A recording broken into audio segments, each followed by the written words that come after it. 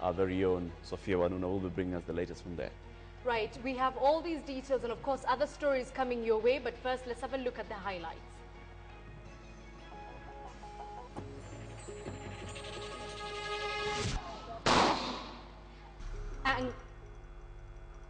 Anger over terror, sectarian violence hits Italy as death toll rises.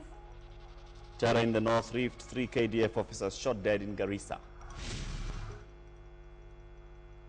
Hitches and promises mixed fortunes on day one of electronic voter registration. And temporary freedom, Turkana MPs are out but are not off the hook yet.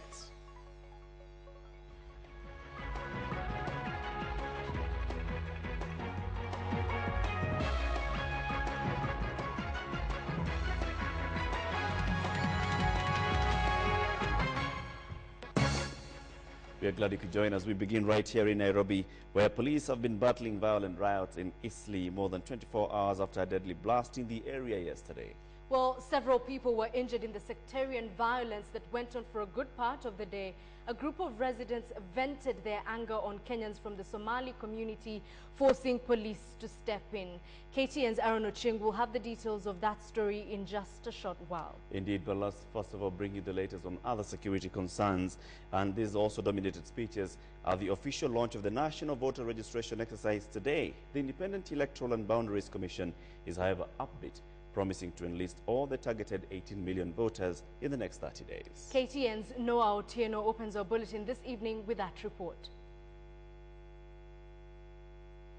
A more confident Independent Electoral and Boundaries Commission, the team that has much to prove, is promising to conduct a vigorous registration exercise strictly within 30 days. As the process was officially launched at the Kenyatta International Conference Center in Nairobi, the elephant in the room was the security situation in the country, which speakers acknowledged may be the biggest challenge to the voter registration process. We want security to be beefed up to make sure that Kenyans feel safe to come out and register in good numbers. Those who obstruct our security officers will have themselves to blame, as they will be dealt with firmly and in accordance with the law. The biometric voter registration process kicked off countrywide, but some regions were hit by technical challenges. In Bungoma and Busia counties, at least 12 centers experienced delays for a better part of the morning after registration clerks reported problems with passwords. We have experienced it in a number of stations. The clerks, it's not that they didn't get the instruction, but reading 0 and O has been a challenge to quite a number of our clerks. Reading I and 1 and L has been a bit confusing, but our VRS or voter registration assistants are moving around very fast. We have facilitated them and they are correcting the issue immediately they are informed. Most centers in Upper Western, however, had a smooth start, with 2 presidential aspirants, Moses Wetangula and Musalia Mudavadi, leading the pack on day 1. We would have to urge them and to urge the operators to be much faster so that they can capture more voters quickly. Naivasha had a high turnout, but clerks ran out of voter registration materials in some centers just about 1 hour after the start of the exercise. Most of the stations have met the target. The target per day per each kit is 50 persons, but most stations actually have hit the target, and we are hoping that they may even do more, may do 100 per kit today. Former President Daniel Arap Moi was among the first to enter the roll of voters in Nakuru County, registering at Kabarak. He urged Kenyans to register early and vote wisely come 4th March 2013. I hope that registration of voters will go as it was arranged, and that Kenyans will register as many as they can.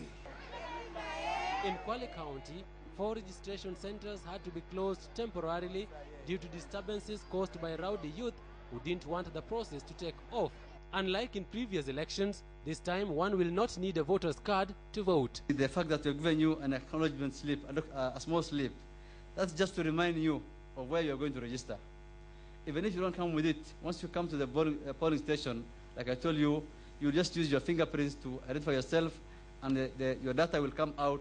They will then allow you to vote during the voting day itself. With the voter registration exercise now underway, the next big test for the Independent Electoral and Boundaries Commission will be the procurement of the balloting materials, including the ballot boxes and the ballot papers.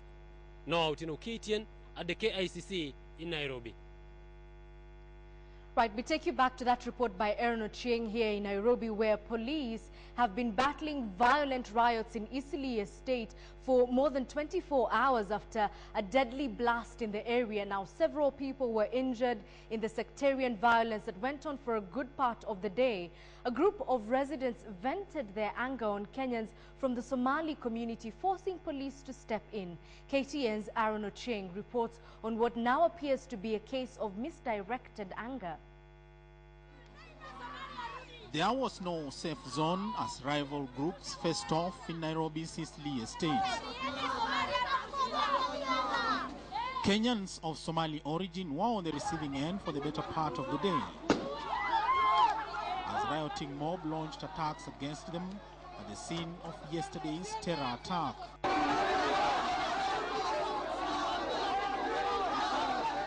The otherwise busy shopping center was a no-go zone. Police desperately trying to pacify the battle zone. It is actually taking the intervention of the police to provide a buffer zone. The Somalis on one side and non-Somalis on the other sides. Of course, non-Somalis accusing the Somalis of being the elements of insecurity in this area.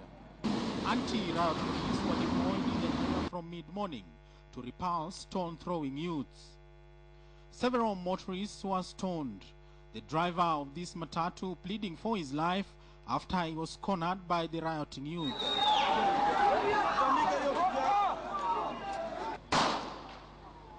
Police had to fire in the air in order to evacuate some besieged groups from their houses. Retaliatory attacks began at midday as the situation threatened to get out of control. The violence was a response of Sunday's attack on a matatu that killed 7 people and left several others wounded. They make sure the person is like me, the hair is soft, it's brown like me, and that is the time you are deemed the real terrorist. Sisi wa Kristo na Waislamu watupigani, tunataka umoja na amani. Sisi hatuzui ghasia, sisi hatuna ubaya wote na binadamu. Tunapendana, wadugu kwa mandada, wa Kristo kwa Waislamu. Several leaders were quick to condemn the attacks and warned against turning the crisis into a religious conflict. Hawa watu wanatoka katika sehemu nyingine za Nairobi, si wenyeji wa Eastleigh wala wa Kamkunji. Both the residents and the businessmen and women of both Starehe and Kamkunji constituencies to hold their peace.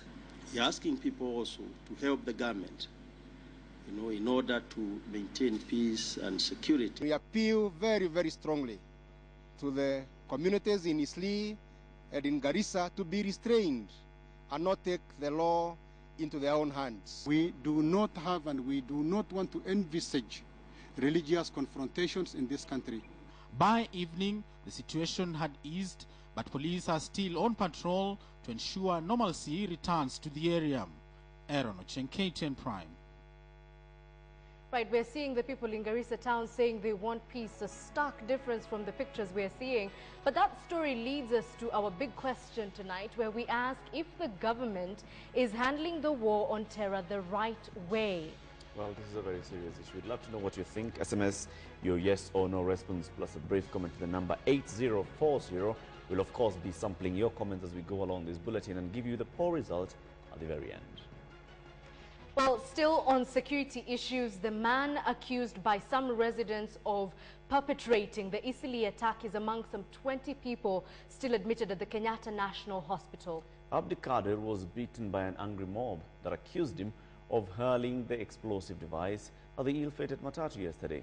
But as KTN's Catherine Wanda reports, police have their own doubts about the man's alleged involvement in that. At the Kenyatta National Hospital's Ward 42 lies Abdikadir. He's one of at least 25 patients admitted here from Sunday's blast. he wasn't injured in the explosion but by a mob, which blamed him for the incident since he was allegedly spotted fleeing from the scene. Unakumbuka nini jana? Uliona hiyo matatu iki sijaona macho. Nimeona tu ninakaa hapa. Ulikuwa nje ya matatu? Nje barabara tu. Umekaa kwa barabara? Natembea tu kwa barabara. Ukakuja wakakupiga? Watu wengi sana.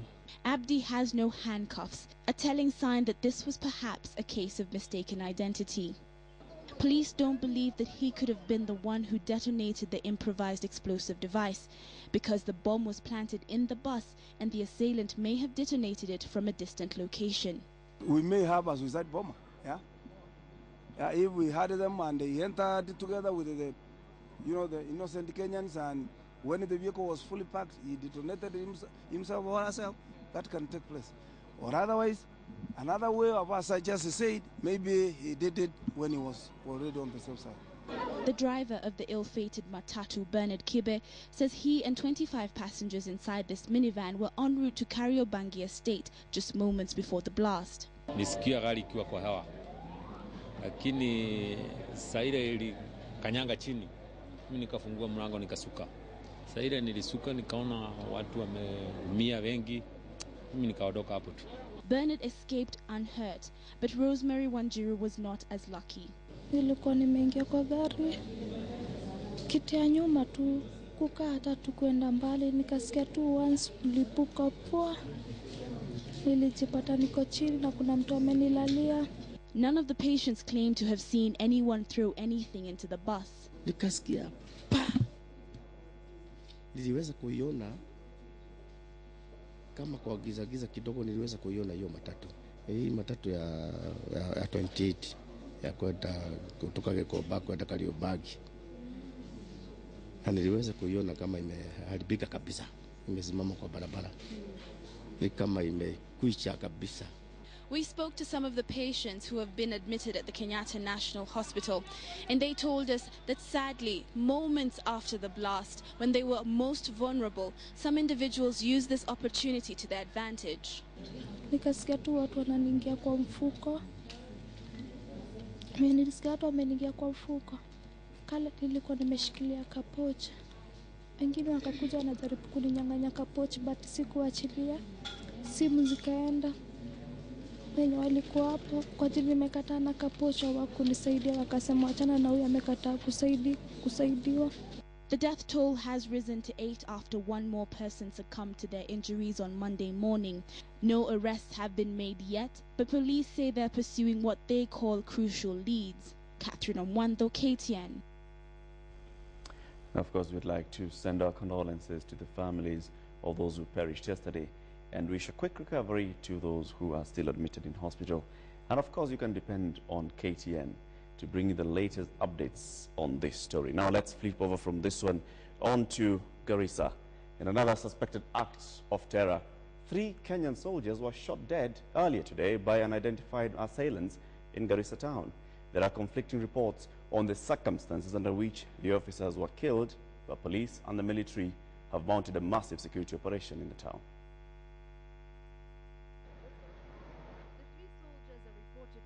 Changing a flat tire in the town when the gunmen attacked, shooting them and leaving them for dead. The soldiers are said to have sustained serious gunshot wounds and later died. Initial reports suggest that one soldier was abducted during the incident, although this claim remains unconfirmed. Following the attack, security has been stepped up in the town with a heavy deployment of military and police contingents. Many businesses were closed as early as 2 p.m. as soldiers combed the town in search of the gunmen. Journalists were barred from filming the operation, and this footage was recorded before our crew was hurriedly chased out of the area. This latest incident follows Friday's shooting in the town that left 2 police officers dead. President Mwai Kibaki, who has finally broken his silence on the worrying trend, is warning that anyone who attacks security agents will face the full force of the law. Whoever you are, we shall take that action. And we will do it. And if you want to try early. Please. Because there is no point in anybody trying to mess up an election. This latest incident brings to 3 the number of such attacks in Garissa this month. From Garissa, let's cross over into Samburu, and details are now emerging that how top commanders may have bungled that operation that left over 40 security officers dead. Survivors of the massacre have told KTN of how they were ill-prepared for the deadly mission. Well, the question we're asking this evening is what exactly went wrong? Here's KTN's Sophia Wanuna with the fresh details. At the Maralal police station, we find this picture of the late Stephen Nyongesa Warunga. He died in Suguta Valley. Nyongesa was only 24 years old. It was his first operation after the passing out parade about 3 months ago. 9 days after he died, he is yet to be buried. This notice put up by colleagues to help raise funds for his funeral. But this police officer who sought anonymity says he is very lucky to be alive. Like Nyongesa, it was his very first operation. That day will remain etched in his mind forever. The commander told us that the only people who were in that Manyata only estimated to be 35. So when we looked at the number and the number of officers we were, we could see that we could maybe overpower them. But which turned to be the wrong information. Those people were even more than 400. And we were only 100 officers, and the KPR were only 60. So it's like we were ready to enter into a trap. For that operation, I can blame the operation commander because he depended on information from an informer who seemed that he leaked the information to the people to the Trukanas. Another police officer who survived the bandit attack and spoke to KTN on condition of anonymity claims they were not fully briefed on the operation. Kama makopro wanaambiwa mnaenda semina Nakuru. Sasa kufika huko unaambiwa uliona habari jana, wanasema ndio. Sasa huko ndio wanaambiwa huko ndio naelekea huko Suguta Valley. Tulimuuliza hiyo mahali tunaenda ni wapi, hakutuambia. Akatuambia sasa ile kitu mtagojea, you will heard my signal. Police officers from various stations around the country have just gathered here in Maralal police station to reinforce the operation to rid Paragor off the bandits as well as restore peace and order in the region. This as disquiet continues to mount in the police service over how the operation to recover the livestock was handled, as well as the search and rescue and search and recovery operations. Among the officers deployed to Paragor Monday afternoon is this a 56-year-old man to assist in the operation. Some of the officers claim there is still no proper planning, saying they are being haphazardly deployed to danger zones without a proper brief and any protective gear. They are a disgruntled lot. They say they have not been paid their night out allowance. An allowance given to an officer when on an operation outside his or her station. This police truck has just arrived here in Maralal, ferrying foodstuff that police officers who are about to be deployed in the Valley of Death for an operation to recover stolen livestock, arrest the bandits and recover arms will be relying on for the next couple of days. Foodstuff that could be confused for garbage. In the meantime, several officers from the military arrived in Maralal Monday to map out the area in which the operation will be carried out in Paragor. Rift Valley PC Osman Warfa says that the Kenya Police reservists in Paragor are being disarmed for fear that they may be working with the bandits. Sophia Wanuna reporting for KTN in Maralal. Sophia Wanuna and Mohammed Ali will stay put in Maralal and around the Paragor Suguta Valley area to keep asking those tough questions and bring us the latest on the operation to disarm those communities. Now, let's move on. Here in Nairobi, 2 MPs from that region were this morning released on bail after refusing to plead to incitement charges over the Paragor massacre. Now, the MPs, Josephat Nanok and Ekwe Thuro, were challenging the charges preferred against them, citing parliamentary privilege. But as KTN's Asha Mwilu now reports, they are not off the hook just yet. Early Monday morning, and the 2 legislators were finally in the dock, answering to this. Why would ill-prepared security personnel be sent to a harsh area that is known to be notorious for cattle rustling, and where we have had fatal incidents before? Those statements made barely a week after the brutal killings of more than 40 police officers in Suguta Valley. Turkana South MP Josephat Nanok was dramatically arrested Friday night and spent the weekend in police custody. According to the police charge sheet, Nanok, alongside Turkana Central MP Ekwe Thuro and Labour Minister John Munyes, are accused of jointly with others not before the court uttering words which indicated or implied that it was desirable to bring death or physical injuries to the police officers in Suguta Valley within Paragor. Appearing before Chief Magistrate Waweru Kiarie, the 2 MPs refused to take plea, arguing that they made the said statements in Parliament and so were protected by House privileges. The legislators, who were represented by a team of 5 lawyers, further argued that the charges against them were defective and could not hold any grounds for their prosecution. They are now seeking to move to the Constitutional Court to challenge the charges. The duo was released on a cash bail of 50,000 shillings each and a bond of 100,000 shillings each. They will return to court on Wednesday for a ruling on whether or not they are required to take the plea. Asha Mwilu, KTN, Nairobi. Let's now shift gears and bring you that story on exam cheating, where 6 Form 4 candidates have been arrested right here in Nairobi after they were allegedly caught cheating. We're not sure if it was quite as brazen as this, but invigilators were also taken in for questioning. But as KTN's Angel Katusia reports, that was only one case. Officials at the school located on Nairobi's Mufangano Street refused to comment on the scam, but police say they arrested 6 candidates together with the invigilator. The 6 were allegedly found cheating while sitting for the biology paper 2 exam. The invigilator at the school was arrested after he failed to account for 1 question paper. On the streets, another exam cheating saga. This woman was caught photocopying an exam paper suspected to be similar to the original one produced by the exam council. She was arrested alongside other 5 people for what the council termed as involvement in exam cheating. We laid an ambush and we caught 6 candidates with prepared notes inside the examination rooms, which were answers and responses to the biology paper 2 which was going on. All the suspects are being held at the Kamukunji police station and will be arraigned in court on Tuesday.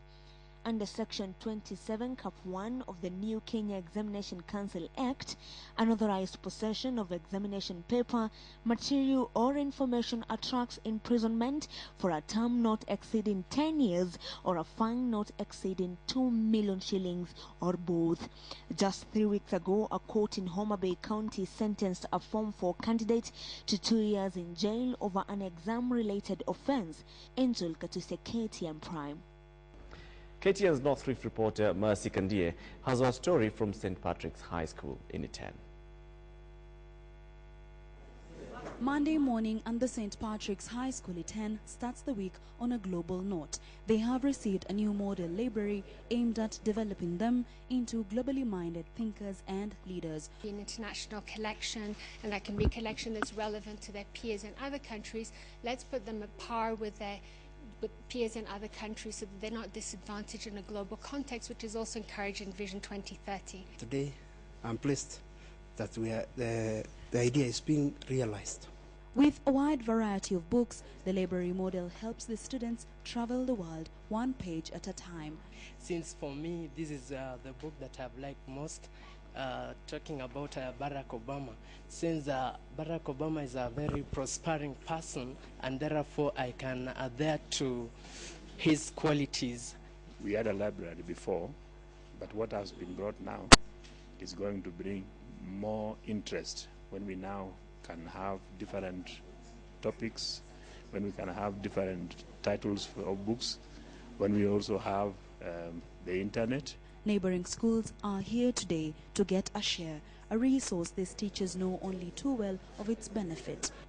And I know with something like this, it's good because, you know, girls or students, you not only get academics. You know, we are going to a world.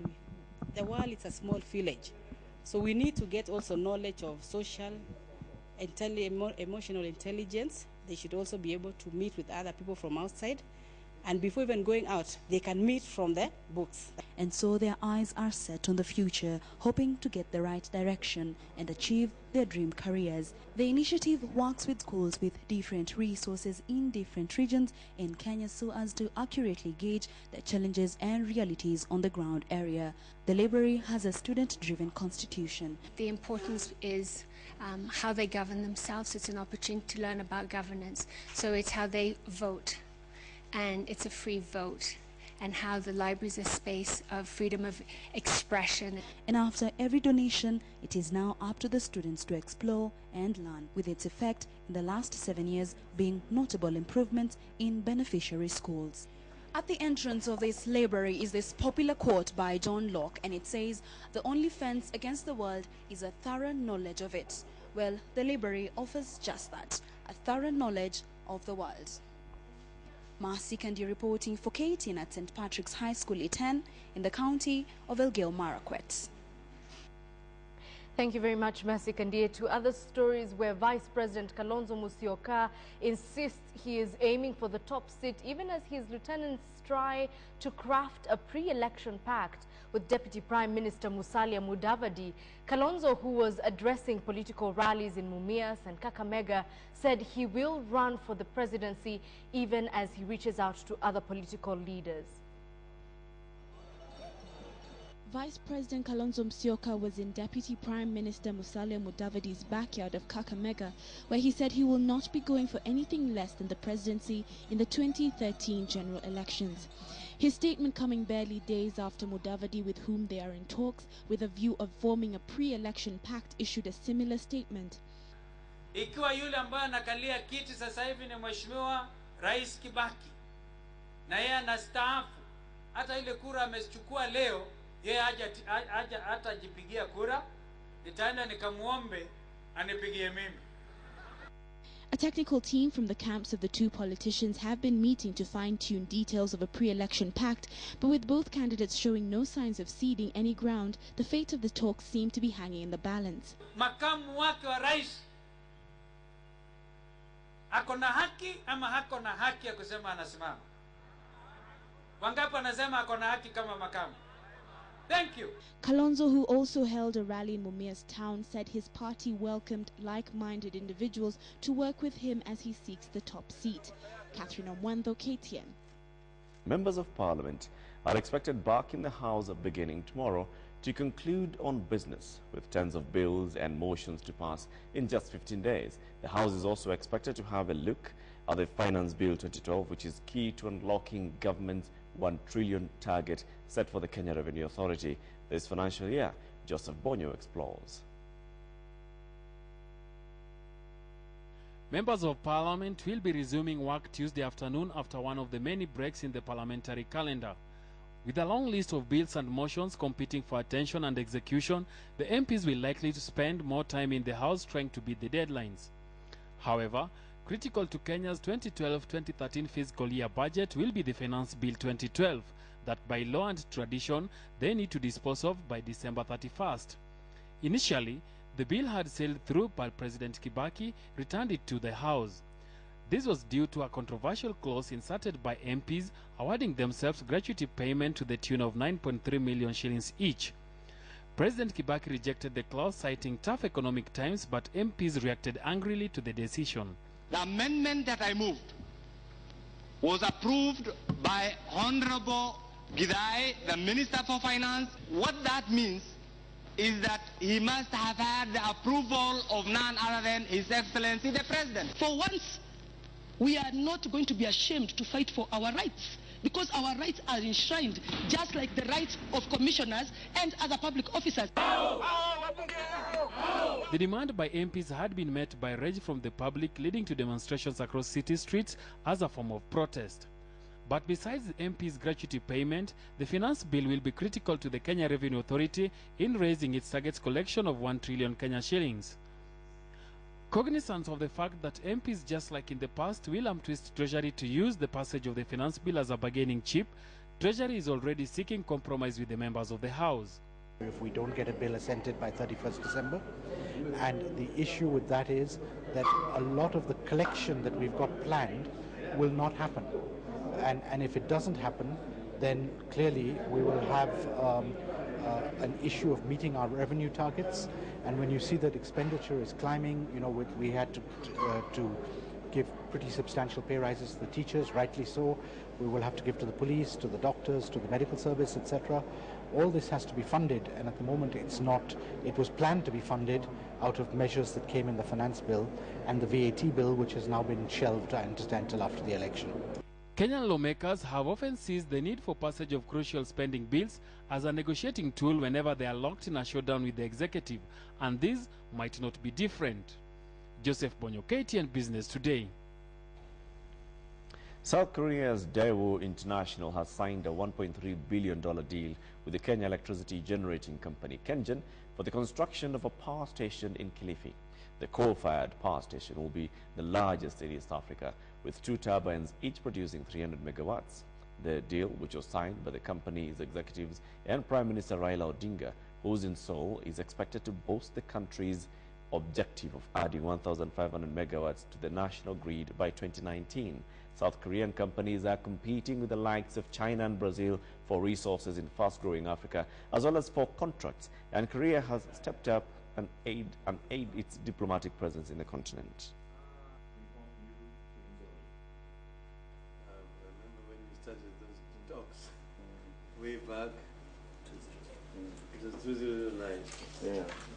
And it's taking time, but they say all is well that ends well.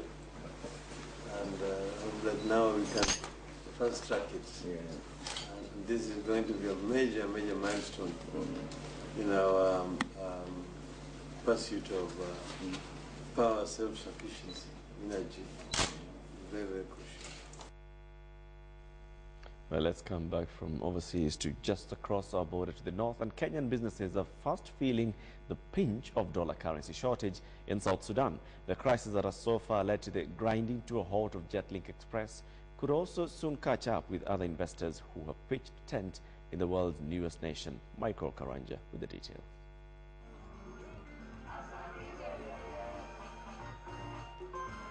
The successful secession of South Sudan from the north in 2010 brought with it great hope of a nation. The situation also created a wonderful business opportunity for most, as much of the country remains virtually underdeveloped. However, a spat between Southern Sudan with its northern neighbor in early January over oil transit fees prompted it to suspend crude exports to its neighbor. The move has cost South Sudan as much as $2 billion in lost oil revenues. This has also seen a number of foreign businesses and workers get into cash strains. Just last week, Jetlink suspended its operation over $2 million held up in South Sudan, hampering its operations. The money that they had for use is purely being utilized for the necessities like medicine and other things. So most of the airlines and other operators who are working in southern Sudan from Kenya are facing the same situation. Another Kenyan firm, Crown Paints, has also had to scale back on its distribution into the country, only committing 30% of shipment orders to shield itself from overexposure in the country. The firm is also demanding upfront payment on orders made. We have a lot of complaints from our distributors because they said that we have a money but we can't pay you, and if you stop us supplies then we have to go for another brand, so we will go and buy another brand. But we always tell them, there's a limit to take the risk, how much risk we can take it. But according to Athong Malok, the press secretary at the South Sudan Embassy to Kenya, the earliest the situation is expected to ease is January 2013. This comes after Sudan and South Sudan agreed to reopen the pipeline, which is expected to generate dollar inflows into the country. The Chinese government has also pledged $8 billion in aid and loans, which could also potentially cushion the country's forex reserves. But for now, businessmen and women operating in the country will be forced to make some tough choices as to how to continue engaging with the country. Michael Karanja, KTN Business Today. Kenya is set to review its existing ICT policies in line with its new master plan. The new policies are expected to build a world-class and competitive ICT industry in Kenya, as well as fast-track the country's emergence as a world-class ICT-based economy. Philip Keitani with more. With the current policy barely 5 years old, the review is expected to herald Kenya into its much talked about regional ICT hub status. While this is expected to attract investment into the country, it will also be riddling on the country's economic blueprint, popular as Vision 2030.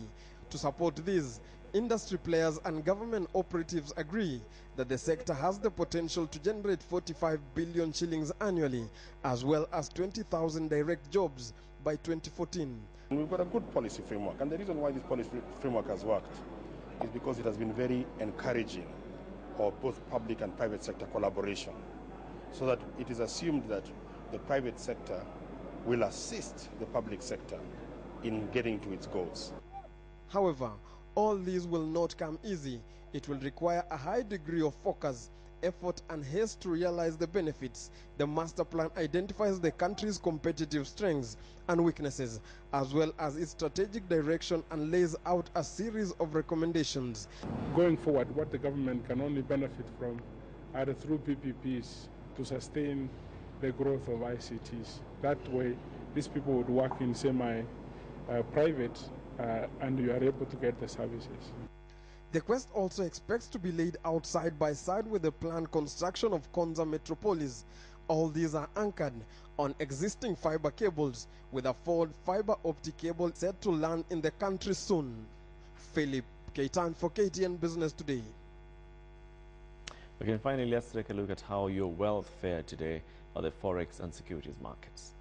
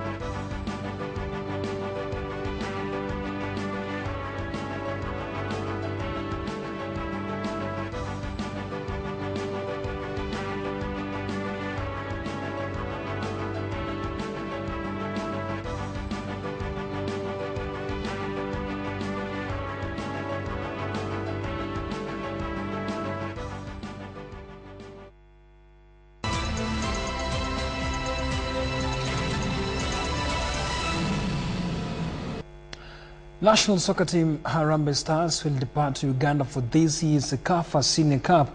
On Thursday, head coach Henry Michel is however expected to drop 7 players on Wednesday as Kenya prepares to meet Uganda in the opening match on Saturday.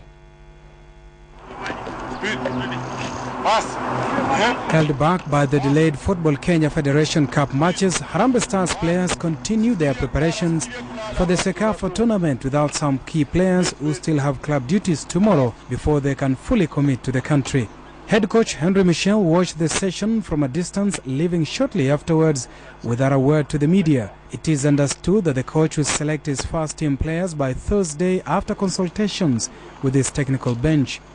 Kenya has been pulled in the first group with the hosts and defending champions Uganda, African Nations Cup bound Ethiopia and debutant South Sudan. Ethiopia will send a second-tier team to the tournament and are expected in Uganda by Thursday. At the same time, the Confederation of African Football President Hissa Hayatu and members of his executive committee will arrive in Uganda on Thursday for the tournament. Meanwhile, former Sofapaka coach Sam Simbwa has been appointed the caretaker coach of the Somali national team that will take part in the 2-week CECAFA Championship in Uganda. Sadiq Shaban, KTN Sports.